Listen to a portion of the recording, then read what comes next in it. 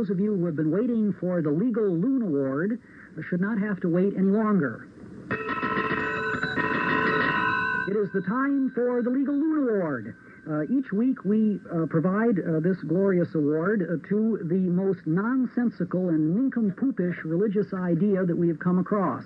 And for this evening, that particular idea is the notion presented by Van Daniken in his Chariot of the Gods, that you can explain the resurrection of Jesus Christ and the events of Jesus' career by supposing that Jesus was a spaceman so cleverly dressed in a Jesus suit that no one could tell the difference. People who present this will say to you, well, it could be true, couldn't it? And the answer to this is, yes, it could be true. That is, it's a possibility. As one philosopher has said, anything is possible but squeezing toothpaste back into a tube. That is, in our very complex universe, you can't rule out the possibility of something. But listen, everybody, we don't base our lives on possibilities unless we intend to end up in the loony bin. We base our lives on probabilities. Think of our court system, for example. When a murder trial takes place, the judge will instruct the jury that they are not to bring back a guilty verdict unless they are convinced to a moral certainty beyond reasonable doubt that there is no other adequate explanation for the crime other than that the accused has committed it. Now, a judge will say to the jury, this doesn't mean that you are to consider any conceivable possibility to explain how the murder took place. You are to consider those reasons that would have some moral certainty, that would have some reasonable probability connected with them. The judge will say, you didn't see the crime. If you'd seen the crime, you couldn't be on the jury. You would then be a witness. You've got to conclude, according to the evidence, whether there is a moral certainty that the accused committed the crime. All right, the jury goes out.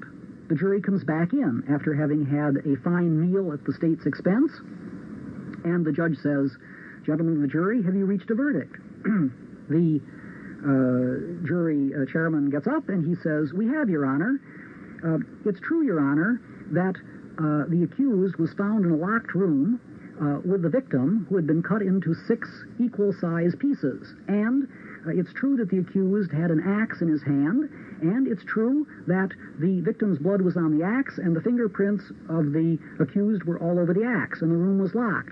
But, Judge, you know, it's possible that the accused didn't commit the crime. It's possible, for example, there could have been invisible Martians who came into the room, and they were the ones who actually did this dastardly deed. Therefore, Your Honor, we find the accused innocent, because there is, after all, another explanation possible. Members of the radio audience, the judge would have apoplexy. Why? Because this kind of a problem can't be dealt with in terms of what might conceivably be possible. The issue has to be decided on the probabilities, on the extent of the evidence. There is no evidence that Jesus was a spaceman so cleverly disguised in a Jesus suit that no one could tell the difference. And indeed, that's a nonsensical assertion anyway, because by definition, if he was that cleverly disguised, how could anybody tell one way or the other? We have to go along with the eyewitness testimony, and the eyewitness testimony is that he did not only rise from the dead, but he claimed to be God. He explained what he did by saying that he was God Almighty come to earth to die for the sins of the world. And if that's his explanation of it, and he managed to rise from the dead, and you and I haven't risen from the dead, then maybe we ought to go along with his explanation of it.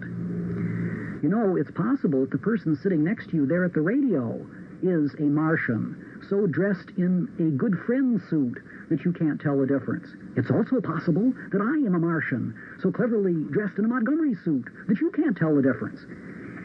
It's easy to see that if you follow out this kind of reasoning, soon we will all find ourselves in the psychiatric hospital, and we deserve to do so. Incidentally, that reminds me of the story of the individual who went into the psychiatric ward, and he saw this fellow there with his hand inside his shirt wearing a three-cornered hat, and he said to him, who are you? The fellow said, Napoleon, of course. Sample complete. Ready to continue?